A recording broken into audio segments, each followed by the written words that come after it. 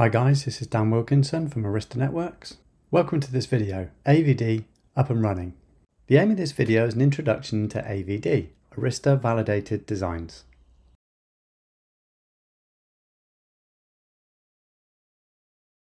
Here's a summary of some of the subjects we're going to cover through this video. First of all, we're going to look at what is AVD and what can AVD bring to your leaf spine deployments. We'll then take a look at some of the essential files for AVD, the inventory and the group variables. Then I'll go through a closer look at the AVD Ansible collection and the roles within that collection. I'll also do a demonstration of AVD.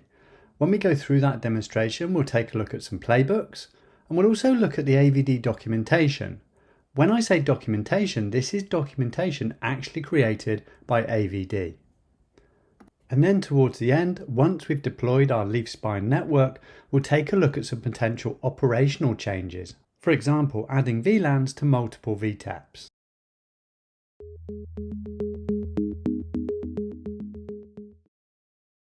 So what is AVD and Arista Validated Designs? Let's imagine the scenario you've been asked to create a greenfield leaf spine topology like in this diagram. In traditional fabric networks, we would typically go through a design process, create configurations for a device based on a design, adapt these configs for each device role, and continue the process. We may make life a little easier by creating config templates and adapting these per device, but we'd still have to create all these configurations manually. And we'd potentially go through this whole process for every single device in our leaf spine topology and go through this manual deployment.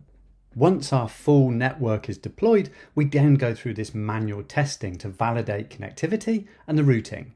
We'd have to check our point-to-point links, our interface status, and our BGP established neighbors. With AVD, we can simplify all these tasks. We can rapidly speed up our deployments, and we can guarantee that configs throughout our fabric are identical based on our templates.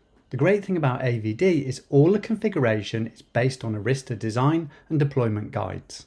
And what I mean by this is you can be assured that AVD will deploy configuration based on best practices for Arista networks.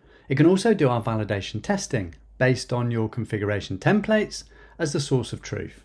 It also creates and updates your fabric documentation as it goes through deployment.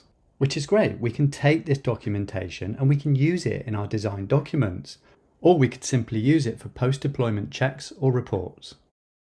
If at any point your deployment configuration changes via AVD, then the documentation is automatically updated too. There's also an option to integrate AVD with Cloud Vision. And with Cloud Vision, you bring great features like change control workflow, the continuous compliance checks. You also get a network topology overview and your real-time streaming telemetry. AVD is an Ansible collection. So what is Ansible? Ansible is an open source automation platform and it's used as an automation engine. With Ansible, we can execute tasks securely and in a uniform manner. These Ansible tasks are based on structured data in a format called YAML. So by using Ansible as the automation engine, we're able to use AVD as our collection. A collection is a distribution format for Ansible content. A collection can include modules, roles, and plugins, and in our case, Ginger templates. As I mentioned earlier, the AVD collection has been validated with best practices and guidelines from the Arista design and deployment guides. Users can get up and running and without having to know every Arista CLI config knob. And this is because all the design decisions in a standard leaf spine fabric are incorporated into the AVD collection. Let's take a little look in this diagram how this can all come together. So above our Ansible automation engine, we've got our operator input, where we tell the playbook to run. At the top here, we've got our user configurable modules. This would be our inventory, our list of managed nodes within our fabric. We've also got playbooks, and inside this playbook, we'll have plays, and inside the plays, we'll have tasks. Down here, we've got the Ansible automation engine with API towards Arista Cloud Vision, or here directly towards the nodes. Here in the red block is our Ansible collection, either AVD or the CVP collection. Inside the collection, you can see we've got modules, roles, plugins, and templates. These are Ginger 2 templates, and depending on what you add to your variables, determines what gets configured within CLI based on these templates. It is important to mention when to and when not to use Ansible AVD. Automating provisioning of a network infrastructure makes most sense when the network is built using clearly defined repeatable patterns. It makes less sense when a network infrastructure is using non-uniform design. Although you can use Ansible AVD to provision a non-uniform network, you're creating a lot of manual work and customization of Ansible AVD to achieve what you need, essentially making it much harder to maintain going forward. Let's take a closer look at Ansible. A playbook is composed of one or more plays in an ordered list from top down. Each play executes part of the overall goal of the playbook, running one or more tasks again from the top down. At a minimum, each play defines two things: the managed host to target. Here you can see my host is DC1 Fabric, and at least one task to execute. Each task calls an Ansible role or module, such as here, the Arista AVD EOS Designs role. The host specified in a playbook references variables defined in the inventory. It is in the inventory you define the host's Ansible controls. From a playbook, you can select a large or small group of the inventory, right down to individual hosts to be as specific as possible with any configuration changes. So with this host in mind, DC1 Fabric, let's come over to a subset of my inventory.yaml. The inventory file is defined in a tree-like structure using what's called groups. These groups make it easier to apply common configuration to a group of devices. The all line at the top is a default group that contains all hosts. For example, all the switches within my data center. The children keyword is used to define a group of groups. This internal keyword is to differentiate between hosts and groups. As you can see, under my DC1 Fabric, I've got children and then DC1 Spines as a group. I could potentially have another group under there called DC1 Leafs. Now under my DC1 Spines, I've got my hosts. These are my individual spines, and you can see the Ansible host under these spines with an IP address. This is the management IP address of my spine devices. The key takeaway is that configuration defined at a higher parent level will be inherited by the children, but if required, you could specify lower down the inventory tree, meaning more specific wins.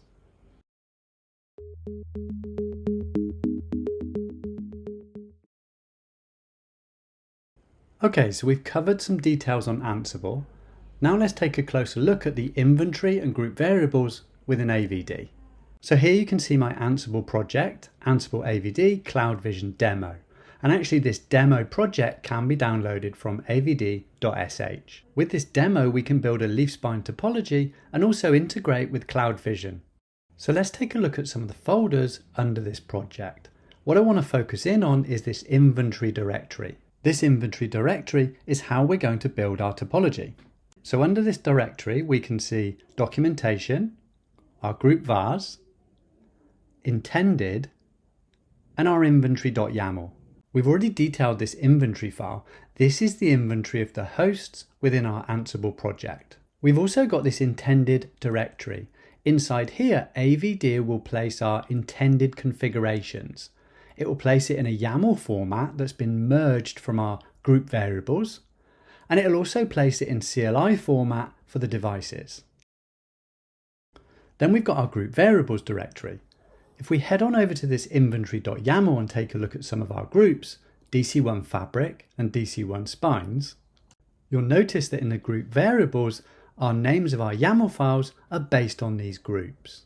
Here we've got the DC1 Fabric.yaml, and a bit further down you can see DC1 Spines.yaml. These are based on our groups, and inside these YAML files will be specific variables for these particular groups. This is how we will build our topology based on these variables. And a bit further up, we've got our documentation directory, and this is where AVD will place our documentation that's been created based on our deployment. Inside my inventory.yaml, I've got a group at the top of the tree called DC1. Here you can also see in my group variables directory, I've got a file called dc1.yaml. Now to the right here, I'm showing a subsection of dc1.yaml. This file covers the variables for my local users, my CloudVision server information, my out-of-band network default gateway, and my DNS servers. Because all of these variables and this configuration is applicable to all the devices in my data center, I've added these variables to the dc1.yaml. Because DC1 is at the top of my inventory tree, this allows me to ultimately push all CLI config to all devices.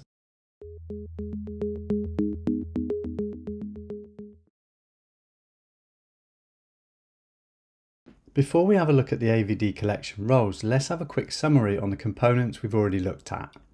So we've got the inventory and our group variables, and these are what are going to define our leaf spine topology. We've also got our playbooks with plays in, and inside these plays, we've got tasks. These plays will import either modules or roles, and using Ginger 2 templates, AVD will generate this structured configuration in a YAML format. With this structured configuration, we can then generate documentation from our deployment in a markdown format. And we can also create the intended configuration in a CLI format. Now, something to bear in mind is this is generated all off box. This is all created on your local server. And from here, we can then push the configuration either directly to the devices or through CloudVision using its change control workflow. And then from CloudVision, we can push the configuration using its configurets to all the devices. Okay, so let's take a look at the collection roles. This first one is EOS Designs. This enables network engineers to deploy Arista leaf spine fabrics with underlay and overlay network services effectively and consistently. It's designed to be used with the EOS CLI config gen role to generate a complete switch configuration, and it's applied using a config replace strategy with either a deploy EAPI role or the deploy CVP role. It's designed to generate intended configuration offline without relying on switch current state information. So looking at this workflow, we can see that we've got our group variables as our input, and then using the EOS Designs role and the Ginger 2 templates, it gathers the facts, generates this structured configuration in a YAML format, and drops it into the intended directory. Based on this structured configuration, it can then generate in Markdown format and CSV format the full documentation on the fabric. For example, our point-to-point links. The EOS CLI config gen role uses the output from the EOS Designs role for its input. Here you can see the intended structured configs are the input of this role. This role then utilizes our Ginger 2 templates and generates the CLI config for each device. And it's dropped into the intended directory again. This role is also responsible for the documentation per device, and this is generated in a markdown format.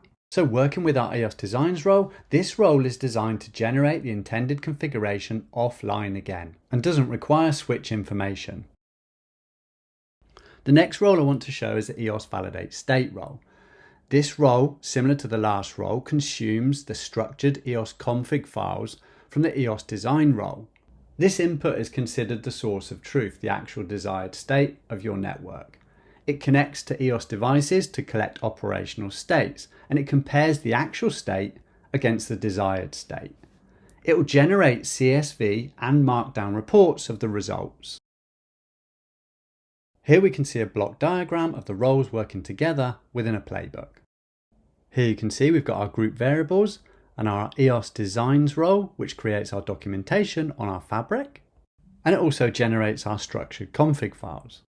The EOS CLI config gen role then uses that structured config for its input and generates our configurations in a CLI format. Here you can see I've also got some CVP roles.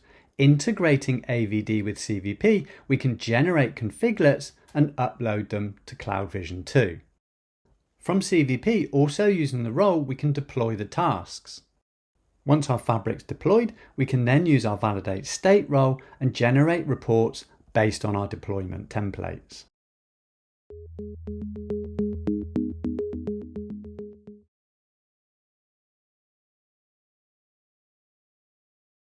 So within this demonstration, we're going to focus more on setting up the variables and setting up AVD rather than the installation of AVD. But if you head on over to the website avd.sh and select installation and then select collection installation, you'll find some good instructions on how to install AVD and the installation of the Ansible collections for AVD and CVP. What you'll also find at the top of this web page for collection installation is this AVD all-in-one container. And the nice thing about this all-in-one container is it already has AVD and CVP collections set up for you. Through this demonstration, I will be using this AVD all-in-one container. Now, before we dive into the demo, let's take a look at the leaf spine topology I'm going to be configuring. If you remember in my inventory.yaml, I had some spines, I had some leaves, and I had some L2 leaves. In this diagram, you can see I'm reflecting my inventory.yaml. I've got 2 spines, I've got 4 layer 3 leaves, I've got 2 layer 2 leaves, and off those 2 layer 2 leaves, I've just got 2 servers, one hanging off each. What you can also see is I'll be configuring mlag between these leaves, so between leaf 1A and leaf 1B, and I'll also configure an mlag between leaf 2A and leaf 2B. So my fabric will be deployed with BGP on the underlay and with BGP on the overlay with EVPN. But just to note that AVD does support other protocols. So you can see I've tried to keep my interfaces fairly simple. So DC1 spine 1, I'm using 1, 2, 3 and 4, and they go to the relevant leaves. And the same interfaces for DC1 spine 2. For the leaves, again, I'm trying to keep it nice and simple. So Ethernet 1 goes to spine 1 and Ethernet 2 goes to spine 2. And that's the same across all the leaves. Now, these interface details will become relevant when we look to configure our group variables between our spines and our leaves for our point-to-point links. Okay, so now let's bring up my IDE and configure my variables.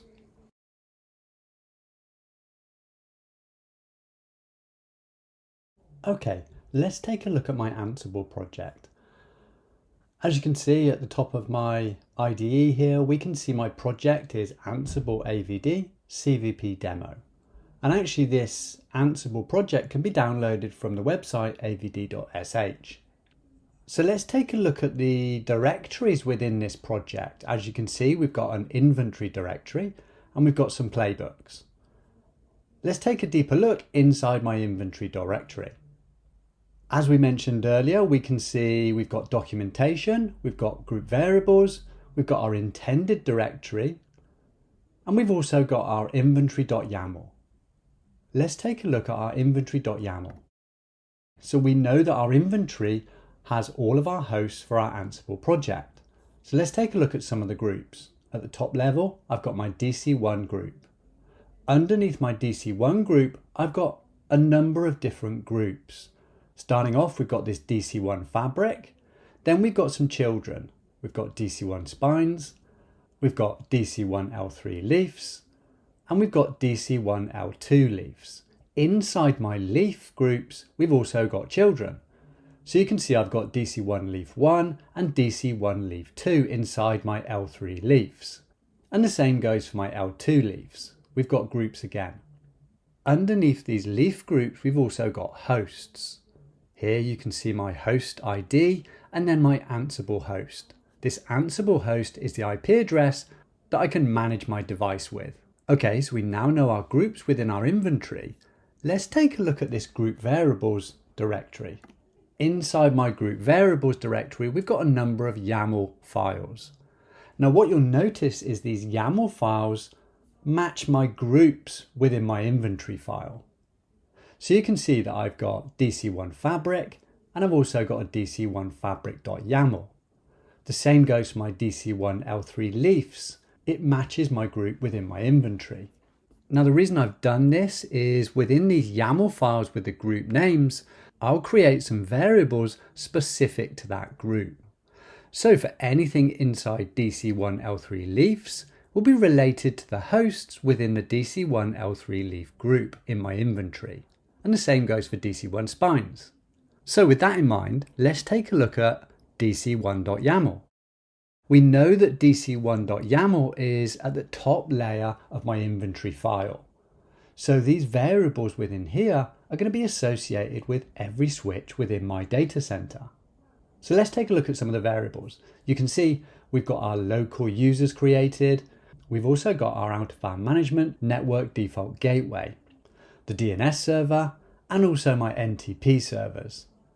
These variables are associated with every device in my network, so they can be applied at the top level of my inventory on DC1. The variables that I configure within these YAML files are taken from the documentation for AVD. You can find the documentation and the variables under the specific roles. So for any CLI configuration type variables, we would look under the EOS CLI config gen role documentation. Now the great thing about downloading this repo for this Ansible AVD CVP demo, you can take a look at some of the variables that are configured and start to adjust it for your first time project. Okay, so we've taken a look at this DC1.yaml. Let's take a look at another one of these group variables. Let's take DC1 spines. So everything within this spine.yaml is going to be associated with my host within my spine group. The first thing we need to do for our group variables that are associated with devices is specify a node type. And you can see at the top here, my node type is spine. Now coming further down into my variables, you can see that we have at the top level some defaults. These will be my defaults across all of my spines. Here you can see my BGP AS number and then my loopback pool. This is the /24 pool that AVD will allocate my loopback zeros through. Then we can see some BGP defaults. These will be my default settings for my BGP configuration. And you can see that I've enabled graceful restart. Coming further down, we've got specific to our nodes. The only specific thing here is my management IP. This is my out-of-band management that will be applied to my management interface on each device. Here you can see on spine 1, it's going to be .10, and spine 2, it will be .11. So not a huge amount of variables within our spine.yaml. Let's take a look at my L3 leafs. So again, right at the top of my L3 leafs, I've applied my node type. This tells AVD what type of device this is going to be within my topology. So we've applied L3 leaf. Coming further down, we can see my loopback pool, another /24 for my loopback range, and this range will be allocated and incremented across my leafs. Because my L3 leafs will be VTEPs, we've also got a VTEP loopback pool, another /24. You can also see that I've got some MLAG configuration, and if we go a bit further down, we can see that we've got node groups. When we configure our leafs in node groups, they'll automatically be added to an MLAG pair. So on this YAML file, I want to concentrate on the interfaces. These will be our point-to-point interfaces between my leafs and my spines. When we configure interfaces in AVD, we do it from the child to the parent. So in this case, it'll be from the leaf to the spine. So we can see at the top here, we've got our uplink interfaces. These will be the interfaces used on every leaf. You can see Ethernet 1 and Ethernet 2, which corresponds with my diagram earlier.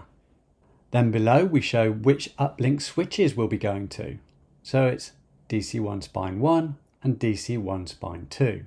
So in this case, my uplink interfaces will be Ethernet 1 to spine 1 and Ethernet 2 to spine 2.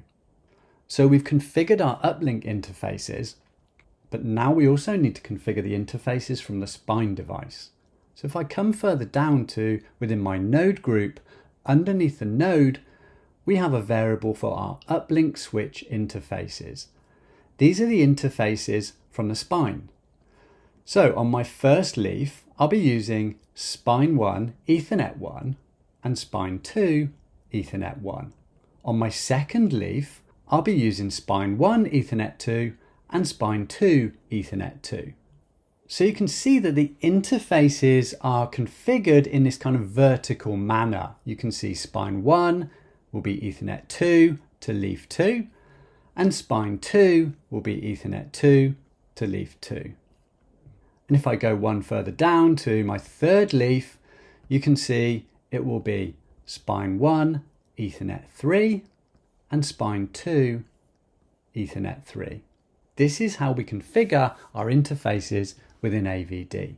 Just another thing within our node groups for our leafs, you can see because I'm using eBGP, in my node group 1, we've got AS65101, and in my node group 2, we've got AS65102.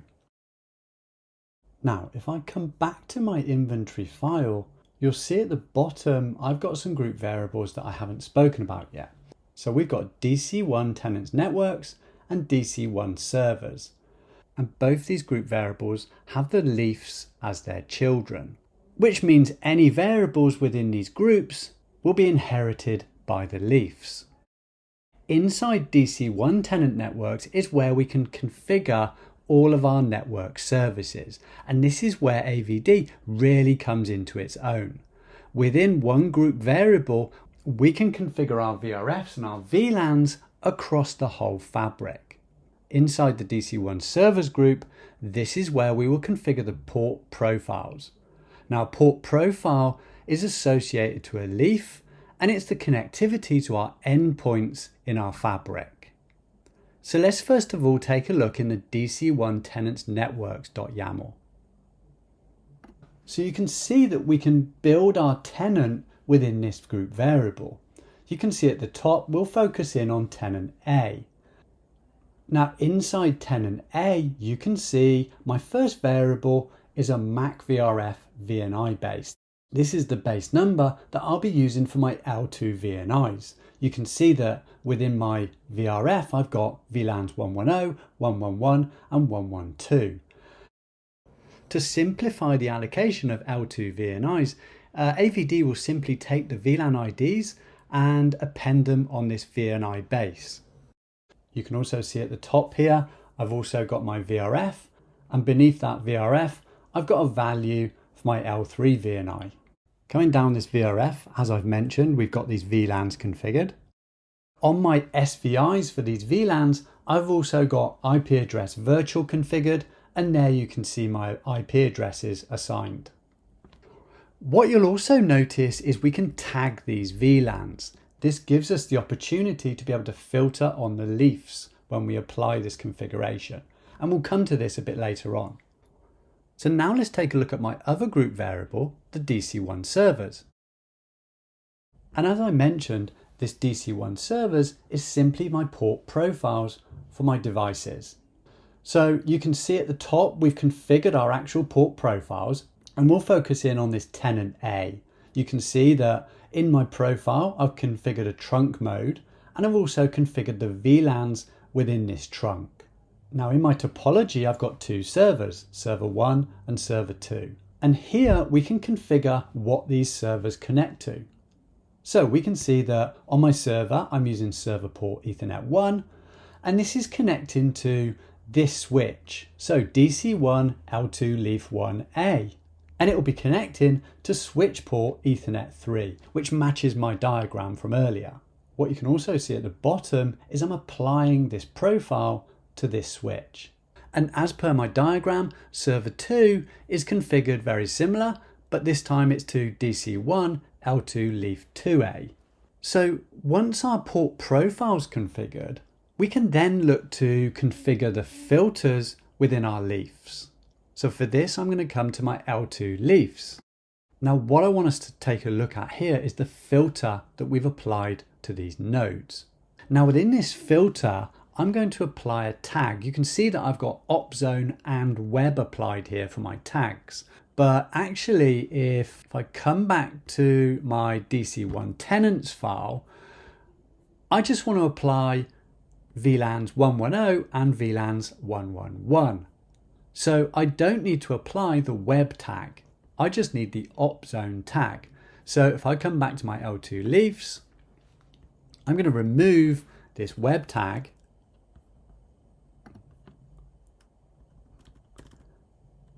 and just apply those first two VLANs from my tenant A.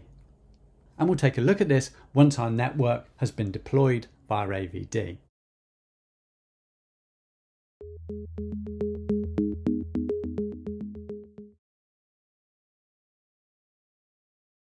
Okay, so we've updated all of our group variables in line with our inventory, and we're ready now to deploy to our network. So we do this through our playbooks. Let's take a look in our playbook directory. What I want to focus in on is this first playbook, this DC1 Fabric Deploy CVP. Now you can see inside my playbook, I've got a number of plays, and inside these plays, we've got tasks. Let's take a look at the first play. You can see that my host is my DC1 Fabric, so all my devices under this group. And I'm using the Arista AVD and Arista CVP collections. My first task is to reset the local folders for output. And these will be my local folders on my server. They'll either be created or reset. The next task is using my EOS designs role, and that's going to generate the intended variables for my deployment. The last task in this play is using my EOS CLI config gen role, and that will generate the device intended config and the documentation based on my templates. Within my next play, I'll be using CVP. This is going to generate my configlets, upload my configlets, and also execute the tasks from CVP down to my devices using the CVP change control. You can see that actually at the bottom I've got execute tasks true. If you set this to false, then this play will create the configlets and upload them to CVP, but it won't deploy to the devices. And actually in a production environment, this may be the best approach. And then the last play in this playbook is to validate the state. If you remember, this role will validate the state and create the reports for me over in this report directory. So like I said, this is the playbook I'll be using. I've already got my Docker container running for AVD. So I'm currently within my project. I'll just bring this up so we can have a better view. And my playbooks are within my playbook directory, Ansible playbook, and then my directory. And then I can just run my playbook. Okay, so this playbook will take some time to run through all the tasks, so we'll come back once it's complete.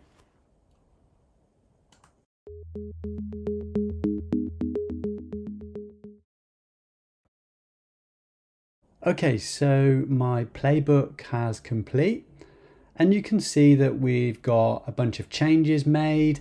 And we've got 0 failed, which is good. So my playbook looks like it's gone through fine. Now, before we dive on over to the CVP dashboard and check my deployment, I just want to cover off a few things for the documentation. Because our deployment went through, we know that AVD generates some documentation too in line with our fabric. So let's come on up to my documentation directory. And inside here, you can see devices and fabric. So inside the fabric, we've got some documentation based on our fabric. So first of all, let's take a look at this markdown format with a preview. I'll just bring my terminal down so we can see better. And you can see we've got a table of contents created with details of our deployment. You can see that we've got our switches and our management addresses. Further down, we've got details on our fabric topology. And this is our point-to-point links. What device is peering with other devices? If we go a bit further down, we've also got our fabric point-to-point links and our allocation. So our point-to-point /24, and it even tells us this percentage of how much has been assigned out of this allocation. Further down, we've also got our loopback range for our EVPN peerings. Again, it shows the assigned amount in a percentage. So you can see that the documentation that gets created is something that you could potentially take and put into your design documents too. And if there's any changes made within AVD, then this documentation also gets updated. So if I also take a look under devices, we've got documentation for each device in a markdown format here too. So let's take a preview. And if I come up to the top, we've got all the details that are in our variables per device in this documentation. You can see all the details in this content, but what I'll do is I'll just go to my VLAN summary, and as expected on this layer 2 device, we've got VLAN 110 and VLAN 111, and we know that we set those up within our port profiles for our devices.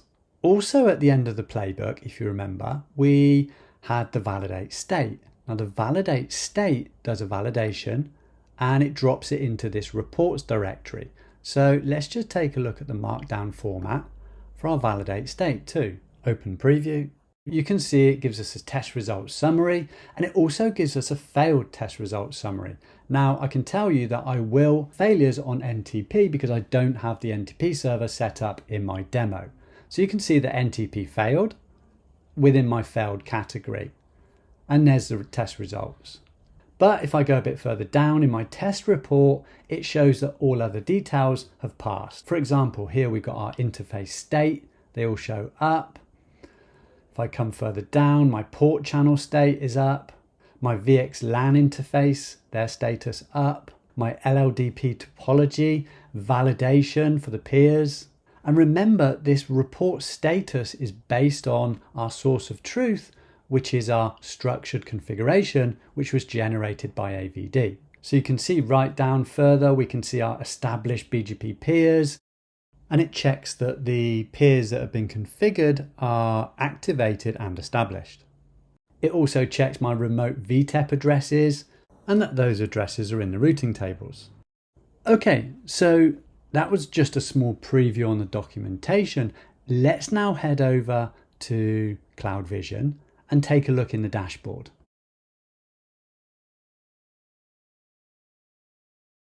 Okay, so I'm now logged into my Arista CloudVision, and as you can see, my device details are here. So let's first of all just take a look under provisioning, and we can see our configurates. We can see that the AVD configurates have been generated, and if I just click on one of these configurates, we can see the config inside, and as we can see, VLAN 110 and VLAN 111. You can also see at the top here my terminator details to connect to CVP.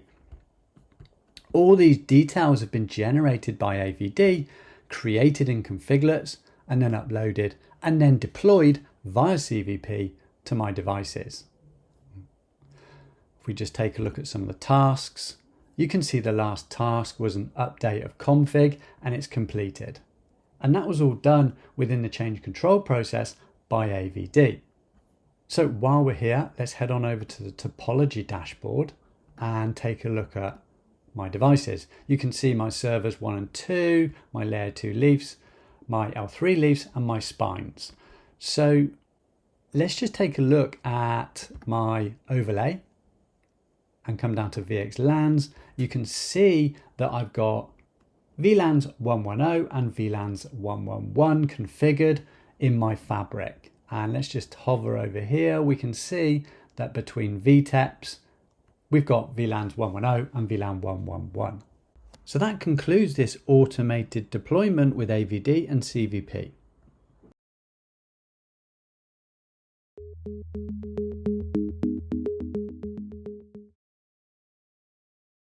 In this last section, I just want to cover off how we would potentially make changes on an already deployed network with AVD.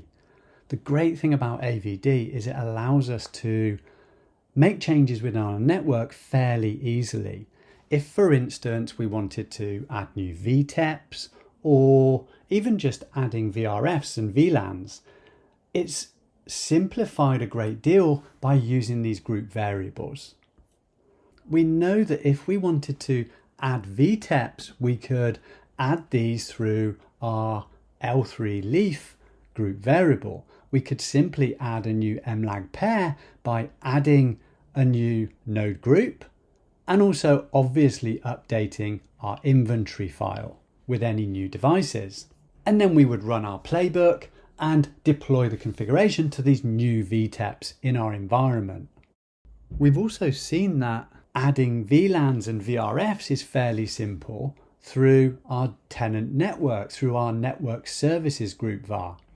Here we can add new VLANs or we can add VRFs at any point and deploy them across multiple leafs, which really simplifies the way we automate this network fabric. So, for instance, if you remember, when we deployed our network, we only deployed VLANs 110 and VLANs 111 within this top VRF.